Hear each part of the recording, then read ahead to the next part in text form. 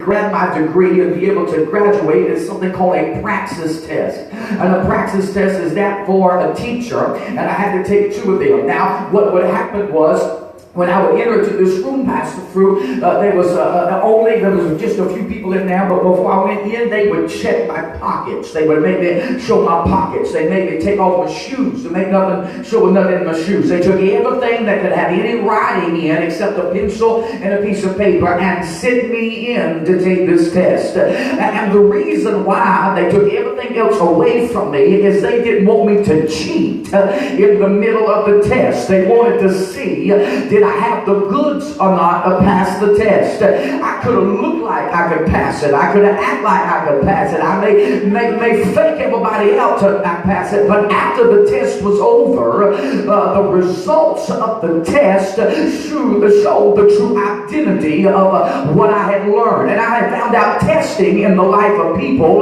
will show you who your true friends are. And I preach in this place. Folk can act like they got it and walk like they got it and talk like they got it, but let's see how good they are after the test comes. Anybody hear me in this place tonight?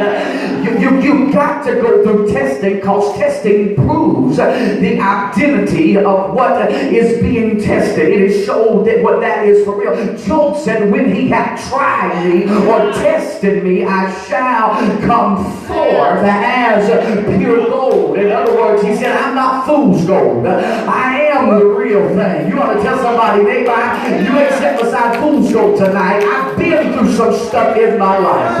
I've been through hell and high water. I've been up, I've been down. And the fact that I'm still here is the sign that God's approval's on my life. Just hold it a minute. Then y'all gonna make me preach early and I'm gonna hurt myself. So y'all hold it on the music just a second. I'll let you know what I want you. Is that all right tonight? So you got to get through the testing, because the word testimony, its root word is the word test, and you cannot have a testimony until you have first taken a test and passed the test. So you've got to realize that what God is putting you through is to give you a greater testimony. I feel the Holy Ghost tonight. Someone's testimony should not just be predicated to a particular area of their life, but someone's testimony ought to be able to grow as life goes, because as many tests that you've been through, you can say, I've been through hell and high water, and I still have joy. Tell somebody, I still have joy. I still have joy, but I have refined thee. I have put you through the test. The test is part of what God is wanting to show you, because God knows who you are and the enemy knows who you are, but sometimes you don't know who you are. And so God has to put you in the middle of something that after the smoke clears and the dust is settled, you can rise up in power and say, I am what I am by the grace of God tonight. Do you hear me clearly in this place tonight? So you cannot curse your crisis. You cannot look at the test as a form to take you under, because if you're not ready to pass the test. Now, a good teacher tonight, I am a teacher certified, a good teacher, before they give a test, give the individuals in their class all that they need to pass the test. It would be unfair for a teacher to test a group of students on a material that they have not yet taught or covered themselves. So when the teacher, a good one now, is positive to give a test, they themselves have been able to give them the material or the tools they need to pass the test that is given. And when God gives you a test, you shouldn't cry, you shouldn't hurt, you shouldn't moan, but you should smile and say, I got what I need to pass this test. Just shake somebody's hand next to you and say, you got what you need to pass it. You got what you need to pass the test that you are in. Keep on writing, keep on working, keep on praying, keep on believing, because it will come to pass. Tell somebody, it will come to pass. But now he says, I have refined thee. But can I take it a step further tonight? I ain't gonna preach long. But he says, but I have refined thee. But then he tells them how he refines. times. He says, but not with silver. Now the writing here is interesting. He did not say like silver, but not with silver, because silver now represents the blessing. In other words, he says, I can't refine you with blessing, but I have to put you in the furnace of affliction. See, we can't be refined with blessing because we're not tested when we're blessed. I feel like preaching in this place. We're not tested when the bills are paid. We're not tested when we're feeling well in our body. I'm not refined you with silver. Because we like silver. We like shiny stuff. We like our chrome. That's why we use so much duct tape in Tennessee. You might know what I'm talking about. That's what we call Tennessee chrome, duct tape. We duct tape the bumper. We duct tape the car. We duct tape the house. Because it's shiny and pretty. Can somebody say amen? But silver is the representation of blessing. But Isaiah is told by God that I can't refine you when everything is perfect in your life. I can't test you because anybody can praise God and say the servant when they're on the mountaintop. Anybody say they're a Christian when everybody's inviting them out to eat. Everybody can shout the glory when there's no trouble at the house and the kids are fine and the wife is good and the husband is working a job. I feel like preaching in this place. Anybody can say, oh, how I love Jesus. But let's take a 6-month journey and your money's funny and your change is strange and you got to go cuckoo for Cocoa Puffs and you don't know what's about to happen in your life. You don't know what's going on. I want to know, do we have any believers that says that no matter how good or how bad it is, I'm still going to trust him. I'm still going to serve him. Whether I got money or whether I'm broke. Whether I'm invited or whether I got to eat by myself. Whether I'm eating a steak or a bologna sandwich. I feel like preaching tonight. It don't matter what I'm going through. I know I've got the real thing. Because my anointing and gift is not predicated on my circumstance. But my circumstance is about to change because of who I am and whose I am. If you know that you're a child of God, no matter what kind of trouble you're going through, somebody ought to clap your hands and shout glory tonight. Just somebody say it's not with silver. It's not with silver. It's not with blessing that God tests you, but it is with trial. And he says, so why? Now God messes me up with this. Can I keep preaching tonight? He said, all right, I'm going to close in a little bit, all right? Because short-winded preachers get to come back. I know, I'll preach short tonight with y'all, all right? But God gets my attention, Pastor Drew, when he says something in this text that gets my attention. He says that I've refined thee, my people, but it's not been with silver. It's been with trial. But then he says something that makes me kind of question what God is doing. But God says, I will defer my anger. Now this word anger here in the Hebrew means that of an action. So God says that I'm going to defer my action. Has anybody ever been in the middle of something and said, God, where are you at? I've been praying, I've been fasting, and it seems like God is taking his time. Anybody know what I'm talking about?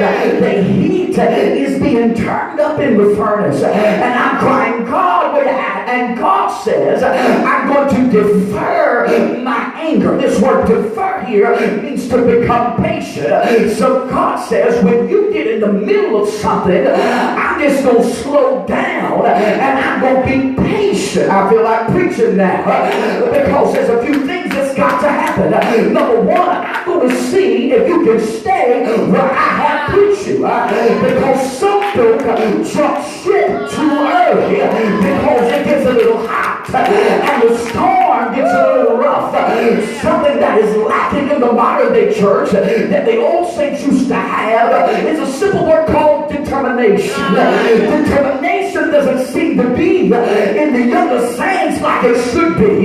But we got to have some people that says, all right, God, you may not be moving now. You may not be bringing me out now, but I'm going to wait on you. For they that wait upon the Lord shall renew their strength. They'll mount up with wings like an eagle. They'll run and not be weary. They'll walk and not faint. Oh, tell somebody, just wait on God because he's waiting on you. You've got to hold on to the promise of God. When I think about God deferring, I think about my wife when she goes to cook a chocolate on chocolate cake. Oh, glory to God. Thank you, Jesus. I believe I'm going to call her, tell on my way home, make me a chocolate cake.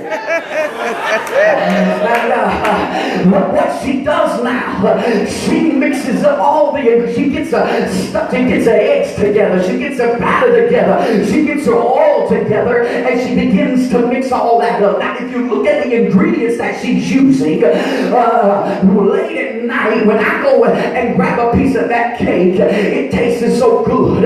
But late at night, I don't never go get 2 raw eggs and crack them and eat them. Late at night, I don't get the flour mix and eat it myself. Late at night, I don't go get a cup of sugar and put it down myself, because all of those ingredients there that I mentioned in the individual state make it nasty. But if you take all of those things and put it together, then what is negative in its own state becomes that tastes as good. And that's why Paul said, all things work together for the good of them that love God. So don't judge your cake by what you're going through now. Tell somebody, don't judge your cake by what you're going through now. Because when God gets done, you're going to be able to eat a chocolate on chocolate cake. When God gets done, I know it's bad now. I know it tastes bad now. I know the doctor gave you back the blood now. I know they're talking about you now. I know your money's running now. But wait, God's mixing it up. God's putting it together. It's all over. I can say weeping may endure for the night. The child, I'm going to tell her, behave myself tonight. Shake somebody's hand and say, it's going to be worth it. You've got to hold out. God's just mixing it together. As you take your seat tonight, just tell somebody, he's making me a cake. He's making me a cake. Making me a cake. And so after she puts all my stuff together and she gets her stuff ready, you know what happens is then she takes it and she puts it in the oven. And now me, I keep going over to the oven because I smell it. And I'll tell Mama, I said, Mama, because that's what I call her too. I said, Mama, it's time to bring out my cake. You know, not yet. And the whole time, I would have thought that it would have been time for her to bring out my cake. But she, being the maker and the baker of the cake, knows when the time is right. And so she won't bring it out too early. But if she brings it out too early, we can't eat it. It's no good. And if she leaves it too long, the fire will consume the cake and we can't eat it. But my wife has baked enough to realize when the time is right. And if the cake was to have a conscience, there would probably be times you would ask the baker, why haven't you took me out yet? And my wife would tell the cake, because you ain't ready yet. But when you're ready, I'm going to pull you out. God Almighty, that's what I'm preaching tonight. Tell somebody, say, neighbor, don't get out of the promise yet, because he's going to bring you out right on time. I feel God tonight. Find somebody else to put in and say, neighbor, I'm coming out.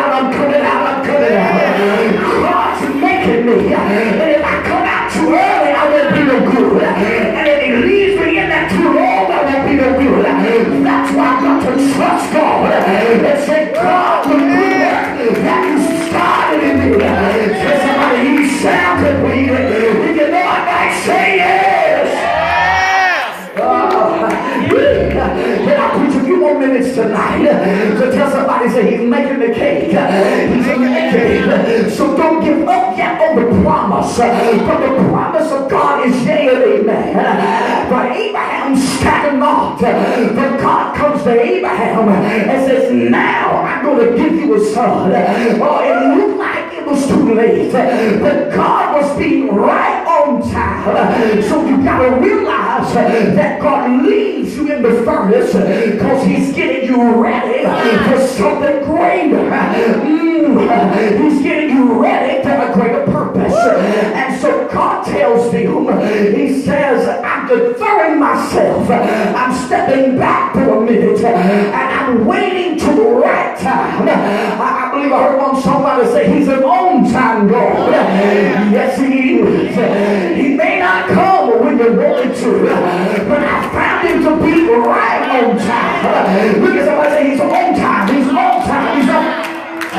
He's on time. See now, when you're waiting on God, it's like when my wife, when she calls to get her hair done. I just give up the money, Pastor Drew. When she says it's time to get the hair done, if I got to pick up cans, I better get money. Anybody know what I'm talking about? Come on, ladies. I know to get my hair. All right. She calls ahead of schedule, and she gets there, Pastor Drew, ahead of schedule. Her appointment's at 2 o'clock. She gets there at 1:45, and she's waiting on the hairdresser. Now, when she gets there, her hairdresser is very good, so she has a lot of business. And I've been there a few times with her. And when we get there, I've seen my wife look at the chair, see somebody else in it, and she sits in the waiting room. She sits outside. Now, my wife looks up and sees the other lady occasionally getting herself done, whatever she's having done to herself. But you know what my wife doesn't do? My wife doesn't flip down a magazine and say, come on, let's get out of here. I'm mad. Look, she's taking care of somebody else. She said, no. Now, she may be in the chair now, but I made an appointment. I appreciate it. And just because she's getting all put it up, don't mean that my appointment's not coming. So we sit there and we wait. And see, that's how it is with you and God. Sometimes we get jealous when we see God blessing others. But you just need to smile and say, it's my turn next. Just say, it's my turn next. I may be struggling, and somebody else may be blessed, but my turn is coming. I put my name down. I put my time in. I may be in the furnace, but it's everybody, it's my turn. It's my turn. It's your turn. I can't go in the spot ministry to tell somebody, don't give up. Don't throw in the towel. God's going to do everything that he said he would do. I know it's hot. I know you're in the furnace, but hold on. Everything is coming. We can live this with a clap your hands and shout, glory.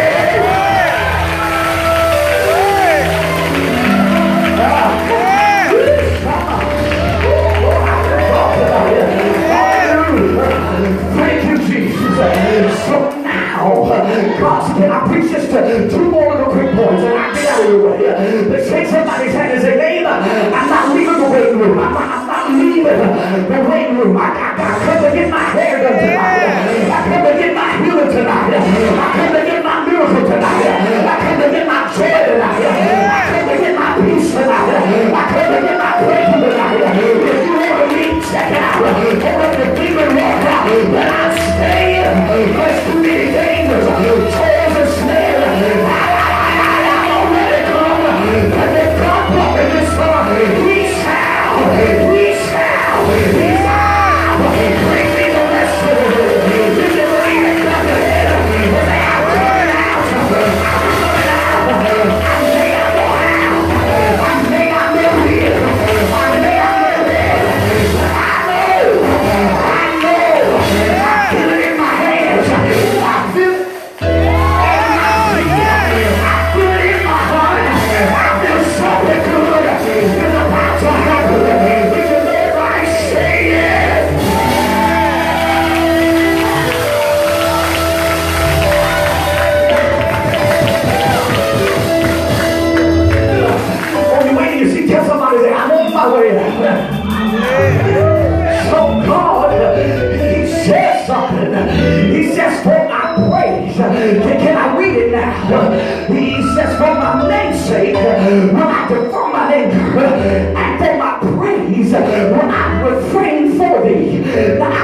is going on here. God said, for his praise will I refrain from you. But what God is saying, I'm going to pull myself away from you and see, can you still praise me?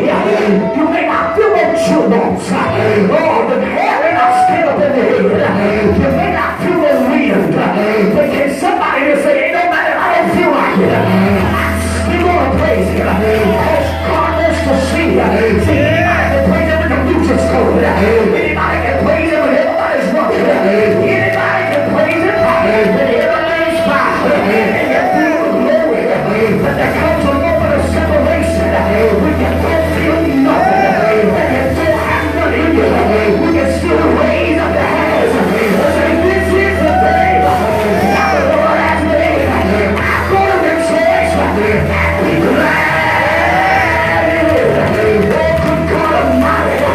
David said from the rising of the sun until the going down of the same, his praises shall be continually in my mouth. I come to tell somebody that may be in the furnace, but can you praise it in the furnace? I know it may be hot, but I want to know, is there anybody? Is there one person in here that says I may be in the fiery furnace, but I Shadrach, Meshach, and Abednego, I'm not by myself, but there's a fourth man. There's somebody greater. There's somebody more powerful. There's somebody else more good. Shake somebody's hand. He chose me in the fire. I've been chosen. I know the devil's upset, but I've been chosen. Now I want to tell the devil something. He put me in the wrong furnace because he says that I placed you in the furnace of affliction. When I seen that, Pastor McCoy, my heart got happy because that was the wrong furnace. If the devil wanted to kill him, he should have found another furnace. But he put him in the furnace of affliction. And David said, many are the afflictions of the righteous, but my God shall deliver him. So the end of the world. So tell somebody that maybe in affliction.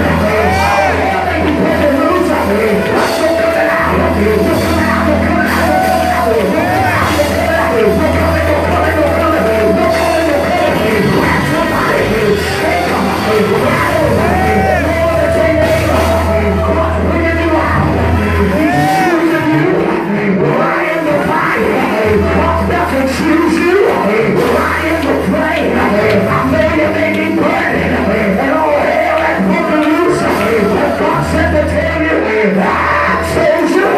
I chose you. Jesus said, you didn't choose me, but I have chosen. My Lord. Everybody, I've been chosen by God. Yeah. My God. Remain standing. I'm going to finish with this point tonight.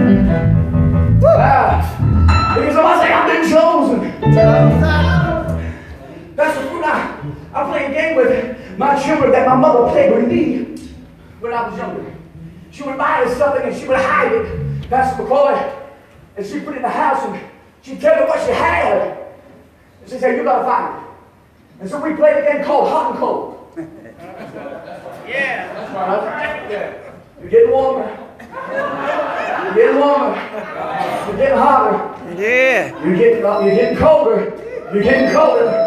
You're getting warmer. You're getting hotter. And I realized something. The hotter it got, the closer I was. Yeah. The closer I was to be what I was looking for. And I come to tell somebody it may be hot. And the furnace may have been turned up. But God said you're closer now. I feel God in this house. Everybody now, closer. So since I'm closer, I will go ahead and dance. I will go ahead and shout. I will go ahead and roll. I will go ahead and leave. But this is the day that I'm going to rejoice. I'm going to rejoice. I'm going to rejoice. I'm going to rejoice.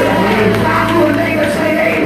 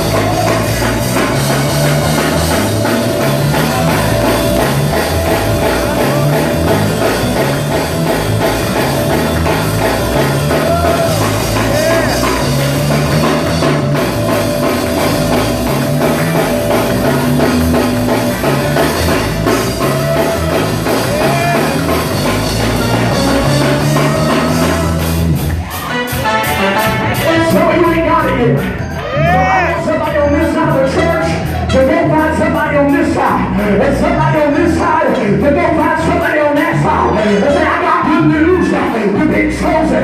Come on,